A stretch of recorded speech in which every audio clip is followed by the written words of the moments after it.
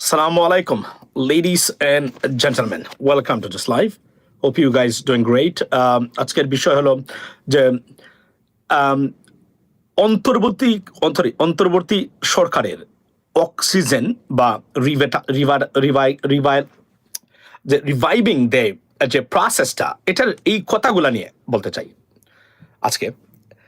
সাবজেক্টের লাইভের টপিক হলো যে কি কারণে উজ্জীবিত অন্তর্বর্তী সরকার, বা যে কারণগুলা আমার কাছে মনে হয়েছে যে এটা একটা মানে পজিটিভ সাইন ফর বাংলাদেশ, যে আমাদের সরকার উজ্জীবিত, দ্বিতীয় ফেজে নতুনভাবে উজ্জীবিত সরকার, বলতে গেলে মোটিভেটেড এবং very strong body language to speeches, everything clearly suggesting that the government in full swing right now, which is a good sign for Bangladesh, ladies and gentlemen. It's a very positive sign that Bangladesh is on track.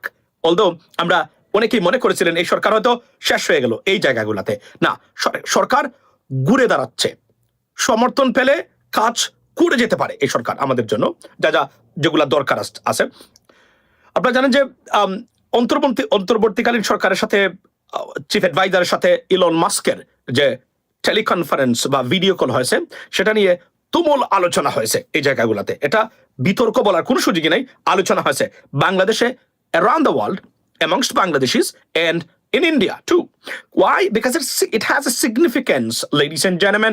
That's why সব জায়গায় আলোচনার বিষয়বস্তু অন্তর্বর্তীকালীন সরকারের সাথে আপনার Elon Musk, অর্থাৎ the most powerful individual or person in the US government under President Trump, to be honest, and it has a significance. That's why it is a talkative issue. India এমন কোন news paper নাই বা broadcasting corporation নাই যা এটা নিয়ে আলোচনা করে নাই, এই বিষয়টা তুলে নাই যে কি হয়েছে এখানে। এবং সেই ইলন মাস্কের কারণ ভারত মনে করেছিল ওয়াই ইট সিগনিফিকেন্ট, কারণ আমাদের সরকার কিছুটা চিন্তায় ছিল, আমরাও ছিলাম, যে ভারতীয় যে নোংরা লবিং বা আপনার ডার্টি গেম, এটা দ্বারা আবার কোনোভাবে, যেহেতু মানে প্রো ইন্ডিয়ান কিছু মানুষ এখানে আছেন, তারা আবার কোনো ধরনের কাজ করতে পারেন কিনা, সরকারকে বেকায়দায় ফেলার জন্য কোনো কিছু করার চেষ্টা করেন কিনা, এই বিষয়গুলা উঠে আসছিল। যে কারণে আজকের লাইভের বিষয়বস্তু যে পয়েন্টস গুলা বা those elements, re-energized the government, which is a good sign. And also যে কারণে শেখ হাসিনার অর্থাৎ সম্ভাবনা বা উত্থানের সম্ভাবনা ধূলিসাৎ হয়ে গেল। শুধু ধূলিসাৎ নয়, চিরদিনের জন্য হয়তো শেখ হাসিনা বাংলাদেশের ইতিহাসে সবচেয়ে ন্যাক্কারজনক এবং আন্তর্জাতিক অপরাধ আদালতের মতো আদালতে দাঁড়িয়ে দোষী সাব্যস্ত হওয়ার মানে অন দ্য ভার্জ আছেন উনি, মানে অর্থাৎ দ্বার প্রান্তে এই মুহূর্তে আছেন। Ladies and gentleman, doctor Mohammad ইউনূসের ইন্টেলেকচুয়ালিটি নিয়ে প্রশ্ন তুলেছেন আমাদের অনেক সোশ্যাল মিডিয়া, পাগল টাইপের সোশ্যাল মিডিয়া অ্যাক্টিভিস্টরা, যারা না বুঝে, ভবিষ্যৎ না বুঝে, কথাবার্তা কোন দিকে কি যাচ্ছে এটা না বুঝে আলোচনা শুরু করে সরকারকে ব্যতিব্যস্ত এবং সমালোচনা করার চেষ্টা করেছিলেন। তার ক্ষমতা বা তার কানেকশন বা নেটওয়ার্কিংটা সম্বন্ধে কোনো ধারণাই ছিল না ওনারা নিজেদেরকে বিপ্লবী মনে করেন, তবে ভুল অনেক জায়গা তারা করেছেন, আবারও ভুল করেছেন, এইটা আমি মনে করি। সো তাদের কথা শুনবেন, তবে be careful what you are listen to, what you are accepting. When you accept something seriously, it could destabilize your psychology in regards to the government. Ladies and gentlemen, so আজকের বিষয়টা হলো যে প্রথমে আমি তিনটা কারণে আমি মনে করি সরকার এখন খুবই, বিশেষ করে ডক্টর মোহাম্মদ ইউনূস, আপনি দেখেন উনি 7 সিস্টার্স নিয়ে মানে কথা বলছেন, নজিরবিহীন ঘটনা। উনি বলছেন 7 সিস্টার্স এর কারণে, what does it tell you? It does tell you very serious stuff. অর্থাৎ উনি যে ইন্ডিকেশন দিয়েছেন যে 7 সিস্টার যদি আমাদের হতো, টু বি অনেস্ট, বা আমরা কোন ধরনের কবজা করতে পারতাম বা আমাদের সুযোগ থাকতো, তাহলে নেপালের সাথে আমাদের বিজনেসটা ভালো হইতো। সরকারকে উদ্দেশ্য করে এটা negative and positive sides, ladies and gentleman. So it's very very significant and আমি যদি বলি positive for our people or our country. কারণ 7 সিস্টার্স নিয়ে কখন কথা বলেছেন ডক্টর মোহাম্মদ ইউনূস, ঠিক ইলন মাস্কের সাথে আলোচনার পরেই কিন্তু ঘটে গেছে সব বিপ্লব সরকারের ভিতরে। অর্থাৎ সরকার ঘুরে দাঁড়িয়েছে, প্রশাসনে যারা মনে করেছিলেন শেখ হাসিনা রিভাইভ করবে, আবার রি-এস্টাবলিশ বা রিহ্যাবিলিটেশন ঘটবে ইনটু দ্য পলিটিক্স, তাদের মানসিক অবস্থা ধূলিসাতের সাথে এটা সিদ্ধান্তে উপনীত হয়েছেন তারা যে দি হাসিনা এরা is over forever in Bangladesh, not only in Bangladesh, but also on the political service forever. She's now accused of crimes against humanity. The Hague International Criminal Court, ICC, is waiting for Sheikh Hasina's trial, I believe, and that should be happened because she committed crimes against humanity and committed genocide in Bangladesh, ladies and gentlemen. She নতুন যে আপনার 21st সেঞ্চুরিতে এবং একজন মহিলা number 1 genocide যিনি করেছেন, মানবতা বিরোধী অপরাধে যুক্ত প্রথম মহিলা ইতিহাসের, এটা হচ্ছে বাংলাদেশের প্রধানমন্ত্রী। ইটস আ লজ্জা, it's a shame for Bangladesh যে উনি প্রথম মহিলা একজন ব্যক্তি যিনি মানবতা বিরোধী অপরাধে জাতিসংঘ কর্তৃক আপনার ঘোষিত এবং সার্টিফাইড। সো আওয়ামী লীগের যারা মনে করেছিলেন she is not over, I'm telling you, brothers and sisters, she's over forever. Now, if you want something different, think about that. Don't think with anything relating to Sheikh Hasina, because she's not gonna, her return is impossible. She's gone forever. That's why India changing their mood right now towards Bangladesh, because they don't know, because it's a law, it's a procedure, regulations in place. কোন ব্যক্তি যদি মানবতা বিরোধী অপরাধে যুক্ত থাকে, সে জাতিসংঘের চর্চারভুক্ত কোন দেশের রাষ্ট্রপ্রধান হতে পারবেন না, কারণ জাতিসংঘ দ্বারা উনি আপনার তদন্তে উনি দোষী সাব্যস্ত। সুতরাং এই ব্যক্তিকে জাতিসংঘ কখনো রিকগনাইজ করে না কোন দেশের। সুতরাং তার রাজনীতিতে ফিরে এসে রাষ্ট্র ক্ষমতা নেওয়া, it's over for ever, right? আচ্ছা, তারপরে আপনার দেখেন, আপনি ইলন মাস্ক সাথে আলোচনার পরে ডক্টর মোহাম্মদ ইউনূসের যে নতুন শক্তি আমরা দেখতে পাচ্ছি, নজিরবিহীন ঘটনা, উনি কিন্তু এখন আরো উজ্জীবিত। আপনি কল্পনা করতে পারেন, উনি এই মুহূর্তে 7 সিস্টার্স নিয়ে কথা বলছেন।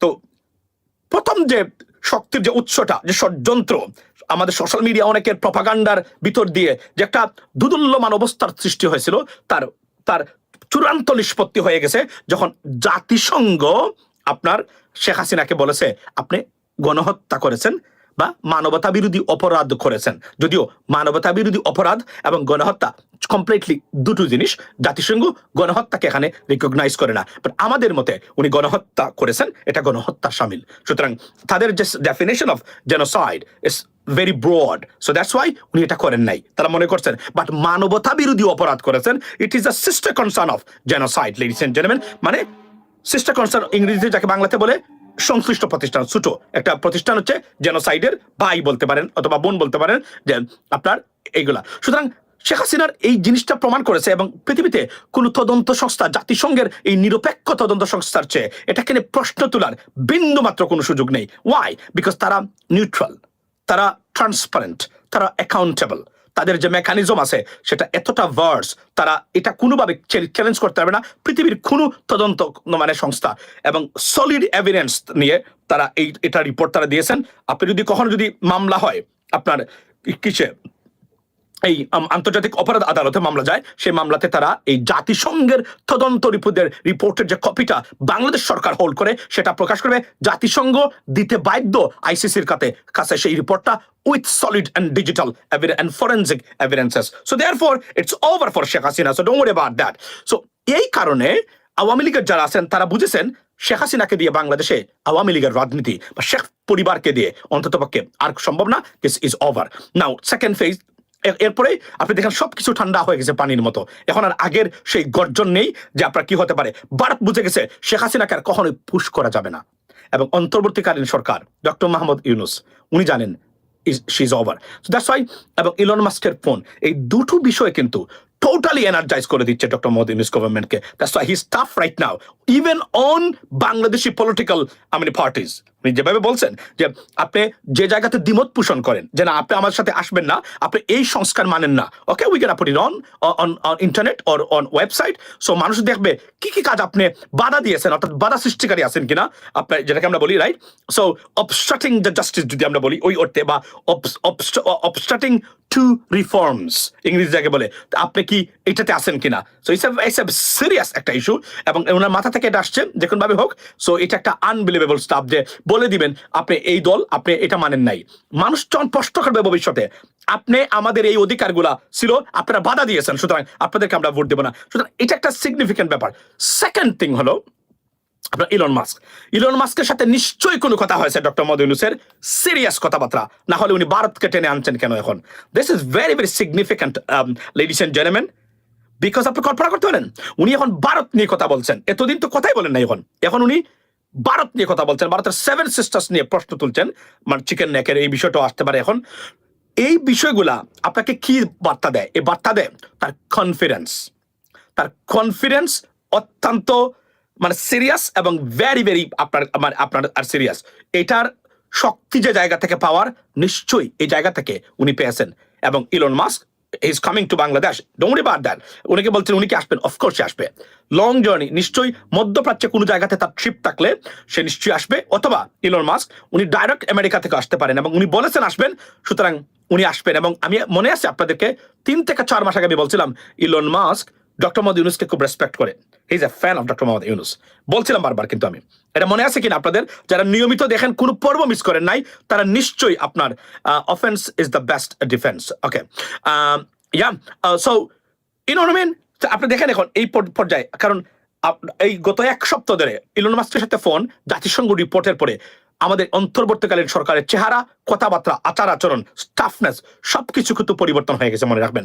এবং সেকেন্ড ফেজে সরকার ঘুরে দাঁড়ানোর চেষ্টা করতেছে, যে যে মিস্টেক এবং দুর্বলতা আমরা সরকারে দেখেছিলাম। আবার বলছি, 100% সরকার ঘুরে দাঁড়ায় নাই বা আপনার সবকিছু পরিবর্তন করে নাই, তবে পরিবর্তন হচ্ছে। এবং সরকারের যে কনফিডেন্স লেভেল এবং ফেশিয়াল এক্সপ্রেশন বা বডি জেস্টার আমরা যদি দেখি, নির্দ্বিধায় আমরা বলতে পারি something very positive in the government taken place, so that the government is re-energized, motivated, and have got some boosting so that they can move on to do the right reforms for our country, ladies and gentlemen. So এটা হচ্ছে এই কথাগুলো। এবং আমার কাছে মনে হয় যে, ধরেন আমি শুনাই আপনাদেরকে উনি কি বলেছেন, এগুলো একটু শুনেন।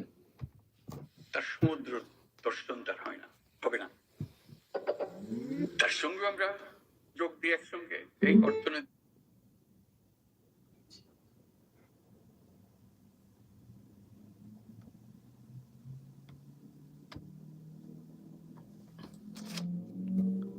আমি জানি না কি হইলো আমার এখানে,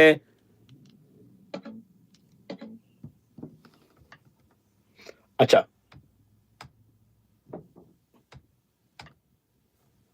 এই কথাটা বলছেন যে কোন কারণে মাইকটা বন্ধ হয়ে গেছে, লিসেন জেন্টলম্যান। সো আচ্ছা, নো সাউন্ড। ও এর মানে হচ্ছে কেউ আমাকে ফোন করেছিল, এখানে যেহেতু সাইলেন্ট দেওয়া আছে, ফোন করেছিল এই সাথে। আচ্ছা, আপনি আমাকে বলেন কি,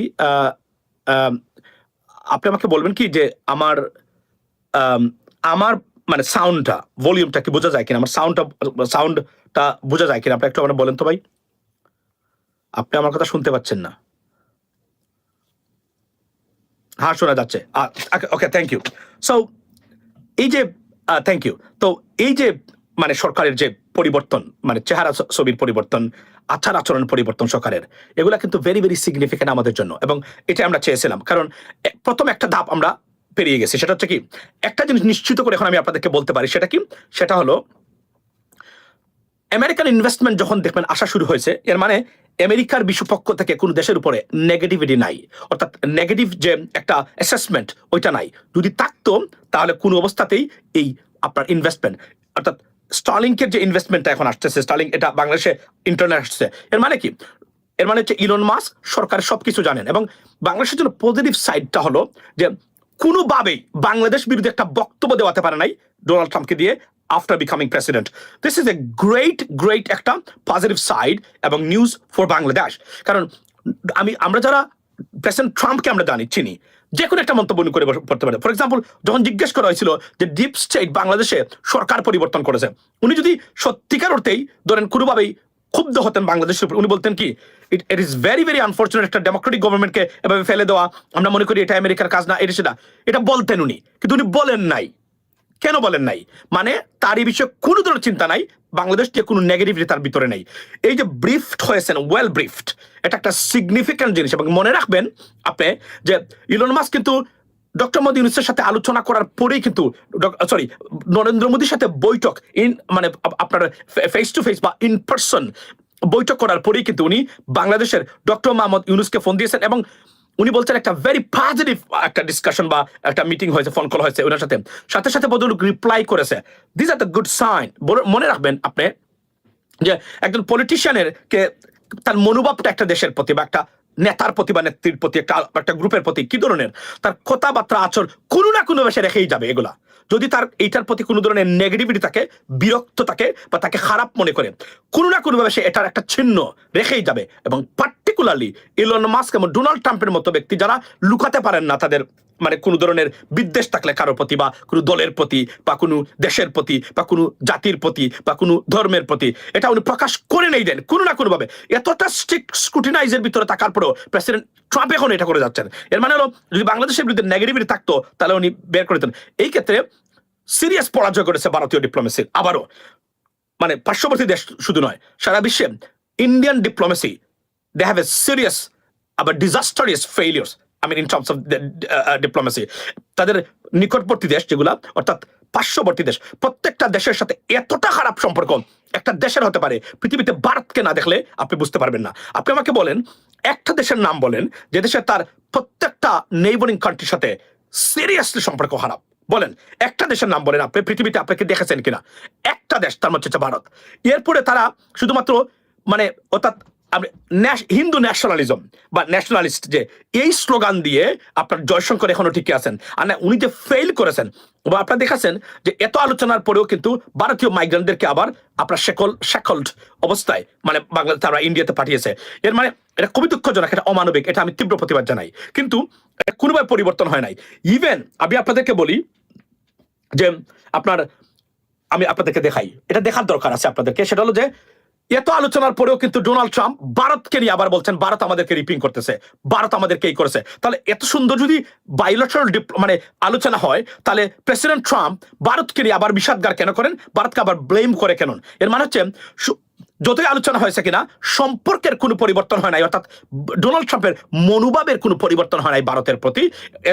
what does it tell you? It does tell you that শুধুমাত্র বাইলেটারাল রিলেশন যেগুলা এগুলো আছে, অন্তরে বা ভিতর থেকে কোনো ধরনের সম্পর্ক বা চির ধরাতে পারে নাই মোদির এই ট্রিপটা। এবং আমি আবার বলি প্রধানমন্ত্রী নরেন্দ্র মোদির এই ট্রিপটা ছিল সিরিয়াস ডিপ্লোম্যাটিক এফর্টসের ফসল। অর্থাৎ উনি এই ইনগোরাল অনুষ্ঠানে উনাকে দাওয়াত দেওয়ার জন্য চেষ্টা করেছিলেন কিন্তু ব্যর্থ হয়েছেন।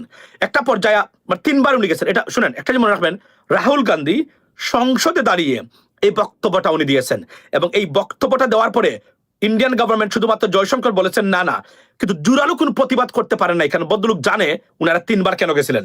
এই 3বারের ফসলে শুধু ভারতের ট্রিপটা কনফার্ম করতে পেরেছেন আপনার জয়শঙ্কর, এইটাই করতে পেরেছেন। কিন্তু এটাতে সত্যিকার অর্থেই যে সুফল, যেটা আপনি যদি ভারতীয় ইউটিউবারদেরকে দেখেন তারা এটা চুলচারা বিশ্লেষণ করতেছেন এবং যারা প্রো বিজেপি গভর্নমেন্ট মানে নিউজ পেপার মানে কর্পোরেশন না, নিউজ আউটলেট বা কর্পোরেশন না, তারা সূক্ষ্মভাবে প্রত্যেকটা জায়গাতে দেখিয়েছেন কতটা ডিজাস্টারিয়াস আপনার এই ডিপ্লোমেসি বা ট্রিপ হয়েছে ওই ক্ষেত্রে। এটার একটা উৎকৃষ্ট উদাহরণ আমি নিজে বলেছি, সবার আগে এই কথাটা আমি বলেছি, what a failure, disastrous failure.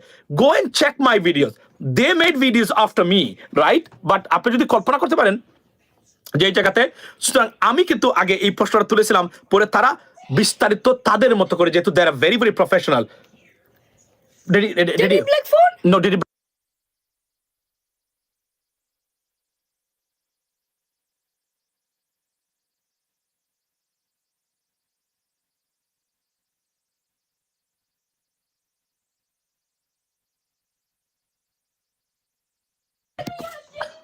Okay, so এটা হলো সবচেয়ে বাস্তবতা, রাইট? ফারদিন আসছিল, ফারদিনের ফোনটা কেবা কাহারা, মানে আমার যে একটা ফোন আছে, আরো একটা ফোন আছে, এটা ফারদিনের কাছে থাকে, এটা সে হারিয়ে ফেলছে এর জন্য। আচ্ছা থাক, তো আমার Fardin, shut the door please বাবা, my daddy, can you shut the door Fardin?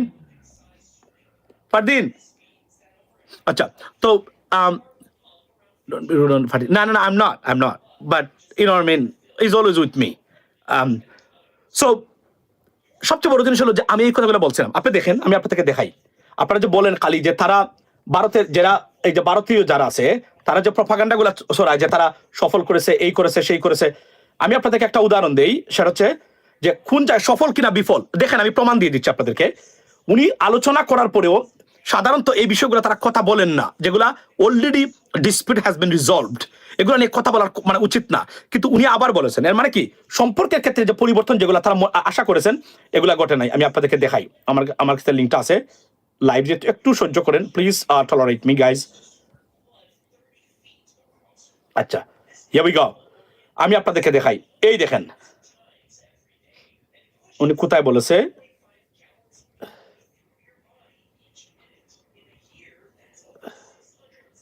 কোথায় গেল?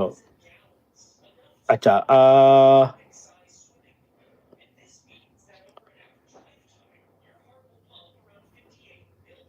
ওকে,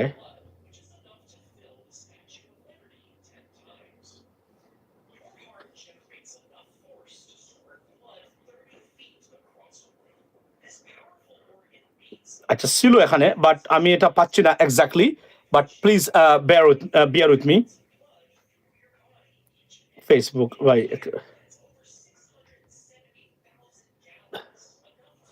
nah, I didn't find it right now, but it's okay guys, please take it easy. So ভাই, খেলা হবে খাতে শামীম ওসমান কোথায়? আচ্ছা, শামীম ওসমান এগুলা এগুলা মানে ঘুরাচ্ছে, এখন তার কোনো অবস্থান নেই। যেখানে পারতেছে টাকা পয়সা লুটপাট করেছে, এই টাকা দিয়ে মানে লাক্সারিজ জীবনযাপন যেগুলো আছে এগুলো তারা করে যাচ্ছে এলাকাতে, এবং এই টাকাতে হাত দিতে হবে।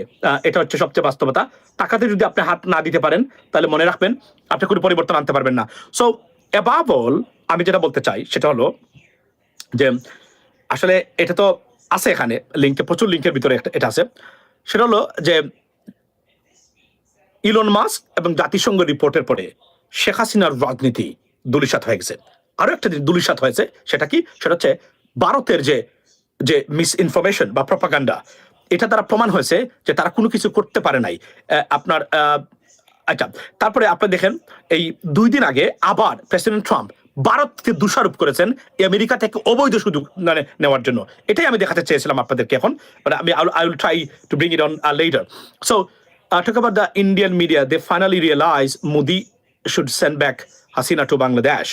শুনেন, আচ্ছা, গতকালকে টাইমস অফ ইন্ডিয়ার যে সার্ভে, সেই সার্ভেতে উঠে এসেছে যে 50% ইন্ডিয়ানস তারা মনে করেন শেখ হাসিনাকে ভারত থেকে বের করে দেওয়া উচিত। মাইন্ড ইট, 50%, এটা একটা হিন্দু ন্যাশনালিস্ট কান্ট্রি, এবং এখানে এবং আপনি শুনে আশ্চর্য হবেন, বাংলাদেশের সাথে যে ভারতের যে খারাপ সম্পর্ক চলছে, প্রত্যেক ভারতীয় যারা রাজনীতি নিয়ে কোনো খোঁজ খবর রাখে না তারা ওই খবরটা জানেন এখন। এটা আমি নিজে দেখেছি, যে ডক্টররা যারা সাধারণত এগুলো দেখেন না, আমি নিজে দেখলাম, তারাও জানেন যে what's going on with Bangladesh. They ask me. So এটা কল্পনা করতে পারেন, মানে আমেরিকাতে যারা থাকেন, যারা প্রফেশনাল, যারা, তারাও জানেন যে বাংলাদেশের সাথে ভারতের সম্পর্কটা খুবই খারাপ এই মুহূর্তে। সো এর মানে হলো যে সবার কাছে আছে, এবং এই সার্ভেতে উঠে এসেছে টাইমস অফ ইন্ডিয়ার যে তারা মনে করেন শেখ হাসিনাকে ভারত থেকে বের করে দেওয়া উচিত, কারণ Sheikh Hasina right now serious burden. Now the question is, would they do it? I don't think so they would do it. Why? Because প্রয়োজনে শেখ হাসিনার মৃত্যু হবে ভারতে যদি না উনি হেগে না যান। কেন? কারণ ভারতে এই বার্তা দিতে চায় সবার কাছে যে আপনার যে কি, যে আপনি আমাদের জন্য কাজ করবেন, ভারত প্রো ইন্ডিয়ান হবেন, মৃত্যুর আগ পর্যন্ত, মৃত্যুর পর্যন্ত আপনাকে আমরা লুক আফটার করবো। এটা ভারত দিতে চায়, বিকজ তারা এই সাউথ এশিয়ান কান্ট্রিগুলোতে তারা এই কাজটা করে থাকে তাদের গোয়েন্দা সংস্থা এবং তাদের এজেন্টদের দিয়ে। এর জন্যই তারা এই কাজটা করে থাকে। কিন্তু তারা যদি, এবং আমরা যেভাবে যাচ্ছি, যদি আমাদের রাজনৈতিক ঐক্যমত ঘটে, ভারত আমাদের কাছে নত স্বীকার করতে বাধ্য। তিস্তার পানি অটোমেটিকলি তারা ছেড়ে দিয়েছে। আমি জানি না এটা ফ্লাডের জন্য দিয়েছেন কিনা, বা সত্যিকার অর্থে পানির জন্য পানি, এই শুষ্ক মৌসুমে ফ্লাড নাই, এর মানে হলো পানির জন্য পানি দিয়েছেন। It's a good sign. ভারতকে বুঝতে হবে বাংলাদেশে আপনার দাদাগিরি আর চলবে না। এখানে রেসপেক্টের সহিত ফেয়ার অ্যান্ড স্কোয়ার রিলেশনশিপ যদি করতে পারেন, you are welcome. If not, you got to stay away. Because Sheikh হাসিনার অধীনে যা করেছিলেন বাংলাদেশে, এটা ডাইরেক্ট 10% আপনি করতে পারবেন না। এখনো কোনো অবৈধ সুবিধা আপনি নিতে পারবেন না। দিবেন, নিবেন, এটা হচ্ছে বাস্তবতা। ভুলে যাবেন না, বাংলাদেশ ভারতের $18 বিলিয়ন মার্কেট, $18 বিলিয়ন মার্কেট। সুবিধা কে নিতে পারে? আমরা নিতে পারি, বিকজ আমাদের এখানে এই যে প্রেসিডেন্ট ট্রাম্প সবাইকে হুমকি দেয়। উনি কেন হুমকি দিচ্ছে? বিকজ তাদের মার্কেট হচ্ছে আমেরিকা, তারা কনজিউমার্স, অর্থাৎ বাইং পাওয়ার আছে। এজন্যই আমেরিকা প্রেসিডেন্ট ট্রাম্প এটা দেন। না হলে কোনো দেশের অর্থনীতি যদি আমেরিকার উপরে নির্ভরশীল না হয়, মানে তাদের সাথে লেনদেনে যুক্ত, মানে সম্পর্কিত না থাকে, তাহলে আমেরিকাকে ওই দেশে গুরুত্ব দেওয়ার কোনো মানেই হয় না। টু বি অনেস্ট, তারা গুরুত্ব না দিয়ে, বা এটা একটা মধ্যপন্থা তারা থাকতে পারে। কেন তাদের প্রত্যেকটা দাবি প্রেসিডেন্ট ট্রাম্পের বা আমেরিকান মানতে হয়? Because of their buying power ও because of their exports into the United States. I mean simultaneously আপনি যদি দেখেন বাংলাদেশের ক্ষেত্রে ভারতের কি অবস্থা, আমরা হুমকি দিব, আপনি আমাদেরকে হুমকি দেন কিভাবে? আপনার মার্কেট হচ্ছে, আমরা নেব না প্রোডাক্ট, কি করবেন আপনি? যান $18 বিলিয়ন প্রোডাক্ট পৃথিবীর কোথায় বিক্রি করতে পারেন দেখান আপনি আমাদেরকে। এই কঠিন মুহূর্তে ইট ইস অলমোস্ট ইম্পসিবল, যেখানে চায়না প্রত্যেকটা জায়গাতে গ্রাস করে রেখেছে। সুতরাং ভারতের access will be blocked or access will be denied undoubtedly. So এটা বুঝতে হবে ভারতকে, এবং ভারত আমাদের রাজনীতিবিদরা যদি গাছ দেখাতে পারে, বিশেষ করে বিএনপি নেতৃবৃন্দ এবং জামাতের নেতৃবৃন্দ, তারা যদি গাছ দেখাতে পারেন, ভারত নতজান হয়ে বাংলাদেশের সাথে কম্প্রোমাইজ করতে বাধ্য হবে প্রত্যেকটা ক্ষেত্রে। কারণ নতুন প্রজন্মের যে রাজনৈতিক দল এবং নতুন প্রজন্মের যারা আছে তারা অলরেডি এন্টি ইন্ডিয়ান মানে আগ্রেশনস। সো তারা ভাই ফারদিনকে একটু দেখান। আচ্ছা সে চলে গেছে আবার লিস্টটা, আমি দেখাবো আপনাদেরকে। সো এটা তো বাস্তবতা। So above all president Trump Elon মাস্কের ফোন কল এবং জাতিসংঘের এই যে আপনার যে রিপোর্টটা, এই দুটো রিপোর্টে মানে প্রমাণ, এই দুটো জিনিসে একটা জিনিস প্রমাণ করেছে। সেটা কি? সেটা হলো শেখ হাসিনার রাজনৈতিক ক্যারিয়ার ডেস্ট্রয়েড। নাও এখন হচ্ছে শেখ হাসিনার এখন একটা জিনিসই হচ্ছে উনি was under pressure, but Elon Musk Starlink deal and investigation, absolutely your right, that's what we talking about right now. মানে এটা যে কতটা relief guys, you have no idea. আমি প্রতিদিন মনে নাই আপনাদেরকে খালি বলতাম এটা হতে পারে, এটা Fardeen have you found your phone? Fardeen, have you found your phone? আচ্ছা দিকে চলে গেছে। সো আপনার এই ইলন মাস্ক এটা একটা রিলিফ। তো সরকার এখন বুঝেছে যে, এবং আমার ধারণা, আমি আবার বলছি, কারণ ডক্টর মোহাম্মদ ইউনূসের আপনার 7 সিস্টার্স নিয়ে ইঙ্গিত দেওয়া, ইটস ভেরি ভেরি সিগনিফিকেন্ট। মনে রাখবেন উনার মানসিক একটা বুস্ট এখানে তৈরি হয়েছে, যে কোন জায়গা থেকে একটা ভরসা আমেরিকা থেকে অন্তত উনি পেয়েছেন। তবে বলে রাখি, ইসকন কেন্দ্রিক একটা প্রেশার আসবেই।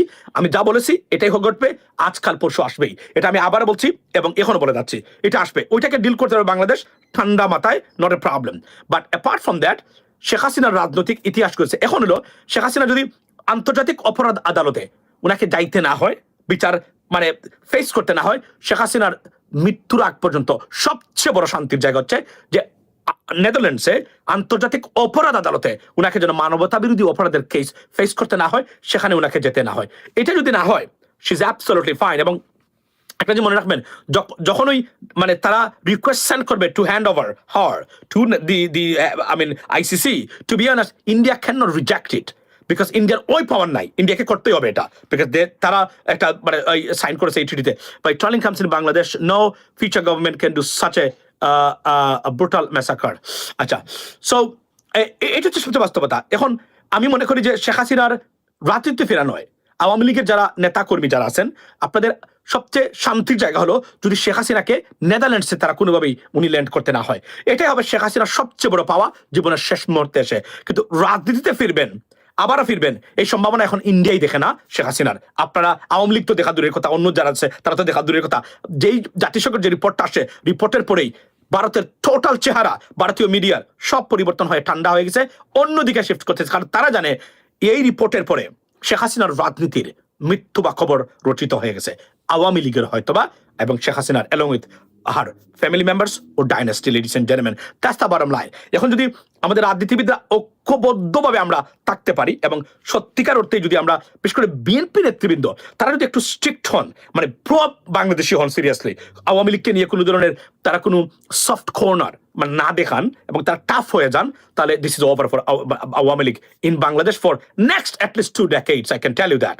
এটাই আমি বলছি। এবং আমি মনে করি, আমি এখানে যাদের দেখেছি নিউ ইয়র্কে বাংলাদেশ বিরোধী বাংলাদেশের মুসলমানদেরকে জঙ্গি বানানোর যে ষড়যন্ত্র, এ থেকে আমার এত ঘৃণা জন্মেছে যে আমি মনে করি আওয়ামী লীগ কমসে কম 2 থেকে 5 বছরের জন্য আওয়ামী লীগের রাজনীতি ব্যান করে দেওয়া যায় কিনা, এটা সক্রিয়ভাবে চিন্তা করা দরকার। তাহলে এই প্রাণীগুলা যখন এরা চলে যাবে রাজনীতিতে একটা পর্যায়ে, নতুন নেতৃত্ব আওয়ামী লীগের, নতুন প্রজন্ম প্রো বাংলাদেশি আওয়ামী লীগের যদি আসে, হয়তো আওয়ামী লীগ আবার ফ্লারিশ করতে পারে, বাংলাদেশে আবার রাজনীতি অ্যাক্টিভিটিস তারা শুরু করতে পারেন কিনা সেটা চিন্তার বিষয়। আর না হলে এই প্রাণীগুলা যদি থাকে, এই প্রো ইন্ডিয়ানস প্রাণীগুলা, রাজনৈতিক প্রাণীগুলা, এরা বাংলাদেশের জন্য কোনো লাভ হবে না, বরং এরা প্রতি মুহূর্তে যখনই সুযোগ পাবে বাংলাদেশকে ভারতের পক্ষ হয়ে মানে আপনার বাইট করার চেষ্টা করবে। They are like a snakes, ladies and gentleman. So be careful, এরা যেন কোনোভাবে, কারণ আমি দেখেছি, বলতেছি, আমি দেখিয়েছি আপনাদেরকে, বলতেছে এরা তালেবানি রাষ্ট্র। Can you imagine that?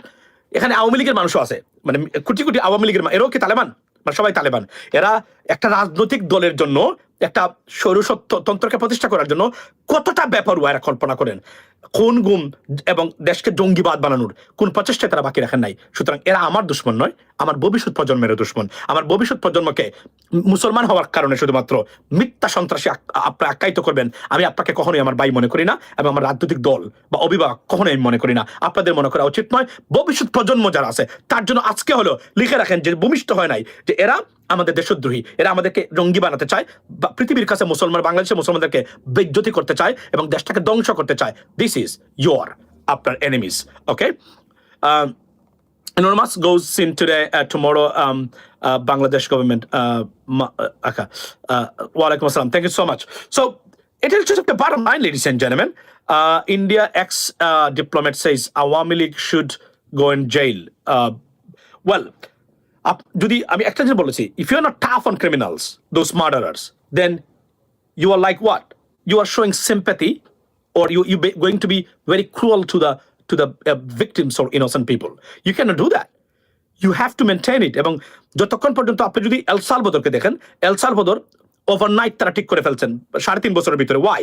Because উনি জেলে ভর্তি করেছেন সবাইকে, এমন জেল বানিয়েছেন যে যত গ্যাং মেম্বার আছে MS-13 থেকে শুরু করে সবাইকে উনি জেলে ভর্তি করেছেন। করেই আজকে এল সালভাদর পৃথিবীর সবচেয়ে নিকৃষ্ট আপনার এই কি বলে এটাকে, এই অনিরাপদ জায়গা থেকে আজকে সবচেয়ে নিরাপদ জায়গা এল সালভাদরের capital right now. they are telling like that এবং safer than Washington DC, capital of the United States, ladies and gentleman. So আপনার এল সালভাদরের প্রেসিডেন্ট বুকেইলকে ফলো করা দরকার বাংলাদেশের গভর্নমেন্টের পরিবর্তন আনার জন্য। এটা আমি মনে প্রাণে বিশ্বাস করি, লেডিস এন্ড জেন্টলম্যান। সো এটাই ছিল আমার বক্তব্য আজকে, যে দুটো কারণে সরকার মানে গট সাম বোস্টিং, রাইট? এখন আমাদেরকে এটা ধরে রাখতে হবে রাজনৈতিক দলগুলোর ভিতরে। ভাই, আপনি আপনার ক্ষমতা অনুযায়ী দেশের জন্য কাজ করেন। আমি জানি ওনাকে রিকগনাইজ করতে চায় না, বাট আমি যা করেছি আমরা আনবিলিভেবল। আপনি বলেন আমারে, আমি এমন কিছু আমেরিকান রাজনীতিবিদদেরকে বাংলাদেশের সমস্যা তুলে ধরেছিলাম আমার আগের ফেসবুক পেজগুলোতে, এখন পর্যন্ত তা কেউ পারে নাই। আমি প্রথম ব্যক্তি যখন সেনেটরকে জিজ্ঞেস করেছিলাম বাংলাদেশের মানবতা বিরোধী আপনার অপরাধ নিয়ে, সরি হিউম্যান রাইটস ভায়োলেশনস নিয়ে, বব মেনেন্ডেস, যিনি পরে র্যাবের উপরে আপনার স্যাংশন প্রপোজ করেছিলেন। আমি বলছি না যে আমি বলার কারণেই উনি করেছেন, তবে আমি ইন্টারভিউ 6 মাস আগে, 6 মাস পরে শুনছি এটা আসছে। You never know. এবং আমরা কংগ্রেসম্যানের কাছে তুলে ধরেছি, আমরা ইউরোপিয়ান মেম্বার অফ পার্লামেন্টের কাছে আমি তুলে ধরেছি, আমার লেভেল থেকে আমি বাংলাদেশে কোনো মিডিয়া যা পারে নাই আমি সেটা তুলে ধরেছি। আমি যদি সত্যিকার অর্থেই একদম আমি এটাই আমার প্রফেশন থাকতো, এটা করে আমি খেতাম, তাহলে আমি হয়তো আরো সময় বের করতে পারতাম, প্রফেশনাল হতে পারতাম। হজবরল্য ও গুছালো মানে আপনি যদি বলেন সোশ্যাল মিডিয়া অ্যাক্টিভিস্ট বা পলিটিক্যাল অবজারভার ওর অ্যানালিস্ট, আমি হতে পারতাম না। আমি আরো উন্নতভাবে এটা প্রোডাকশন দিতে পারতাম, প্রডিউস করতে পারতাম। এবং আমি যে আরো প্রফেশনালি পারি না, এটা একটা প্রমাণ হলো এই শেখ সেলিম, যে আয়নাগরের নির্মাতা আবিষ্কারক, তাকে আমি খলিল ভাইয়ের কাছে পাঠিয়েছি। ওয়াই? আমি মনে করেছি no, I don't think so I can do that because I'm not the right person for that. That's why I sent him over there and they did it. Good job, right? They made it happen. So এটাই মনে করি, but yes, I think I need to get some kind of I have to change it. I need some. You are perfect. Oh, thank you so much, by the way. এটা হচ্ছে আমার style. এই স্টাইলে আমার গাড়ি থেকে live করা, toilet থেকে লাইভ করা, যেখান থেকেই প্রবলেম হবে সেখান থেকে আওয়াজ দেওয়া। This is my characteristics and I want to be like that. It's a natural characteristic, not to show off, মানে লোক দেখানোর জন্য না, এক্সট্রা ভিউ পাওয়ার জন্য না। কথা বলা দরকার, এবং কথা যেখান থেকে বলা যায়, যদি মুখ খোলা থাকে শুরু করে দেন। খালি মাথাটা, আপনার entire body, I mean inside water, not a problem, as long as you can speak and people can hear, that's fine, more than enough. But that's what I did, ladies and gentlemen. গাড়ি থেকে, বাড়ি থেকে, যেখান জঙ্গল, you know what I mean, I tried my best and it did work. It did work. I know my contributions. Doesn't matter who said what. Jealousy feel করে যদি স্বীকার করতে না চায়, not a problem.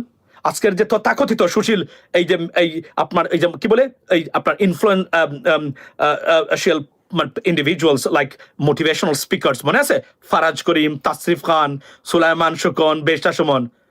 I was the first person to address this issue. এবং এদের প্রত্যেককে আমি নাকানি চুবানি খেয়েছি। আগের আমার ফেসবুক পেজগুলো ছিল, কারণ বিশাল বড় ছিল তো, সবাই দেখতো এগুলো তখনকার সময়।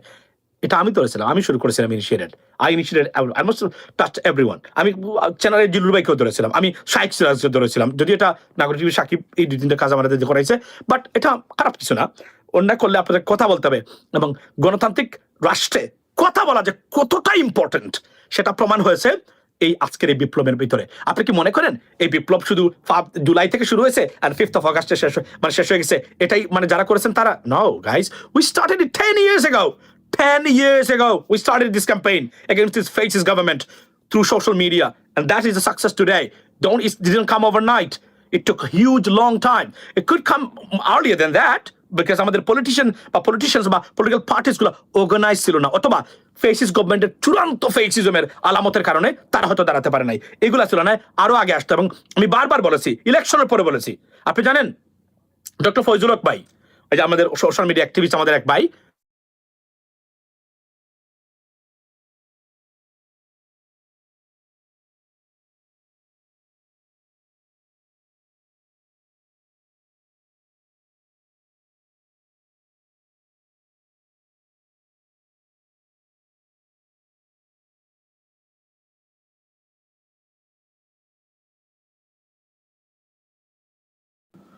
আচ্ছা একটা ফোন আসছিল, very urgent. It's okay. So এখন কি শোনা যায়? কথা শোনা যাচ্ছে? যাচ্ছে ইয়াস বাই ডক্টর মোহাম্মদ ইউনূস। ওকে, আচ্ছা শুনেন, আমি একটা জিনিস বলেন, আমি ইলেকশনের পরে ডক্টর ফজলুল হক ভাই, আপনারা চিনেন তো, ফজলুল হক ভাই আমাকে বললেন, মাসুম ভাই আপনি কি বললেন, আমেরিকাই করবে সেই করবে, কিছুই তো করলো না, তারা তো আবার সরকার গঠন করলো। আমি ওনাকে, সবাই তো ধরে নিয়েছেন শেখ হাসিনা 5 বছরের জন্য থাকবো। আমি একজন ব্যক্তি যে বলেছিলাম এই সরকার আজ অথবা কাল চলে যেতেই হবে, শি হ্যাজ টু গো। ঠিক এই ওয়ার্ডগুলো আমি ইউজ করেছিলাম আমার লাইভে, যে she has to go and she will be gone, it's a matter of time. Yeah, তো কেন আমি জানতাম সরকার, দ্যার আর মেনি ওয়েজ, আমি বারবার বলছিলাম যে এলিমেন্টস এর উপর ভিত্তি করে একটা সরকার টিকে থাকতে পারে, তার কোনোটাই সরকারের হাতে নাই। সুতরাং এই সরকার তাকে কিভাবে, এটাই তো আমার কাছে আশ্চর্য। এবং দেখেন, আমি ওনার সাথে তারিখ নিতাম, ডেট নিতাম, ভাই এপ্রিল পর্যন্ত দেখবো, জানুয়ারি পর্যন্ত দেখবো, ফেব্রুয়ারি পর্যন্ত, 6 মাস বলেছিলেন। Yes, you are right Parvez ভাই, thank you so much for clarifying that. আমি বলেছিলাম, তাহলে আমি জানতাম তাকে চলে যেতেই হবে, ইভেন্টুয়ালি দেখেছে। এবং আমি কখনো হতাশ হয় নাই যে এই সরকার যাবে না, এই সরকার আর 5 বছর, আমি জানতাম এই সরকার 5 বছর থাকতে পারবে না, তাদেরকে চলে যেতে হবে আজ অথবা কাল। কারণ একটা সরকার, আমি এভাবে বলেছিলাম যে on the basis of the government, যে পিলার্স বা ভিত্তির উপর একটা সরকার দাঁড়িয়ে থাকতে পারে, প্রত্যেকটা ক্র্যাকড, এই সরকার তাকে কিভাবে, এটাই আমার প্রশ্ন ছিল তখনকার সময়। But eventually it happened, ladies and gentlemen. The government had to go, and they're gone, right? Now they're facing International Criminal Court, ICC, right? I mean in Netherlands. That's the bottom line. So Sheikh Hasina উনি এতটা তৃতীয় শ্রেণীর রাজনীতিবিদ ছিলেন যে স্বৈরাচার হওয়ার পরে একটা স্বৈরাচারের সেফ এক্সিট কিভাবে করতে হয় ওটা উনি জানতো না। আর সেই আওয়ামী লীগের নেতৃবৃন্দ আপনারা উনার উপর ভিত্তি করে মনে করেন সে আবার ফিরবে, আপনারা হ্যালুসিনেশনে আছেন, very delusional. You can get rid of it. যদি আওয়ামী লীগের নাম রাখতে চান বাংলাদেশে, আমার কথা শুনেন, এটা আমি ফর্মুলা দিয়েছিলাম কিভাবে শেখ হাসিনার মানে কুইন হিসেবে থাকতে পারে বাংলাদেশে, উনি শুনে নাই। আমি প্রস্তাব দিয়েছিলাম, go and talk to BNP's leadership, Jamaat leadership, release everyone from prison. You know what I mean? Bring Dr. Tariq Rahman into Bangladesh, release Begum Khaleda Jia, sit for a dialogue, make everything comfortable.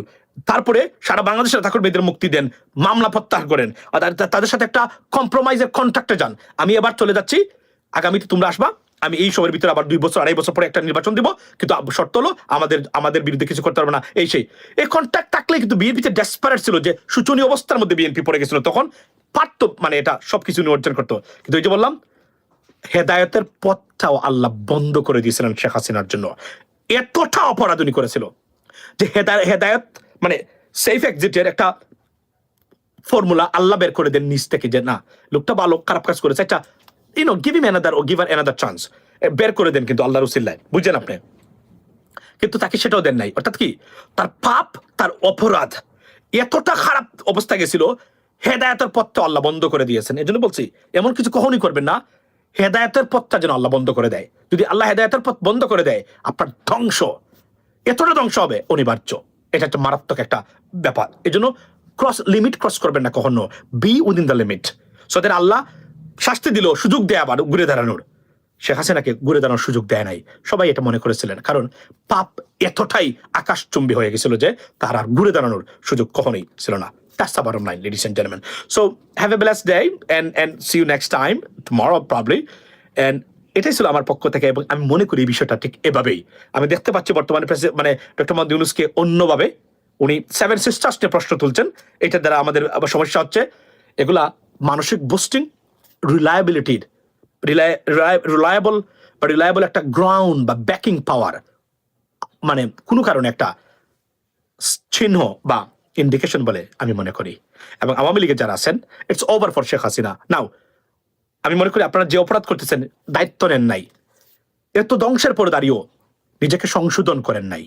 ওই যে বললাম, হেদায়ত নষ্ট হয়ে গেছে, বন্ধ হয়ে গেছে, আর ঘুরে দাঁড়াতে পারবেন না বাংলাদেশে। আগামী 30 বছরের জন্য রাজনীতিতে ফিরতে পারবেন না আপনারা ওই অর্থে। Let's see what happens next. Be blessed ladies and gentleman, see you next time ইনশাআল্লাহ। আসসালামু আসসালামু আলাইকুম প্রিয় দর্শক, আশা করি পুরো ভিডিওটি দেখেছেন এবং বুঝতে পেরেছেন। প্রিয় দর্শক, কথা বললেন ইউএস বাংলা থেকে আমাদের সবার প্রিয় এবং পরিচিত মুখ মাসুম ভাই।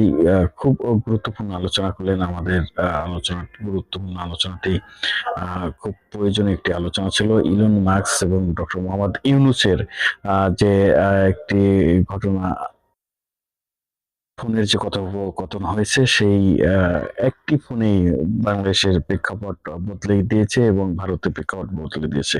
এটা খুবই গুরুত্বপূর্ণ আলোচনা করলেন আমাদের সবার পরিচিত প্রিয় মুখ মাসুম ভাই। সবাই তার জন্য দোয়া করবেন, তিনি যেন সবসময় ভালো থাকে, দেশের পক্ষে, জনগণের পক্ষে যেন কথা বলতে পারেন। সবাই ভালো থাকবেন। আসসালামু আলাইকুম।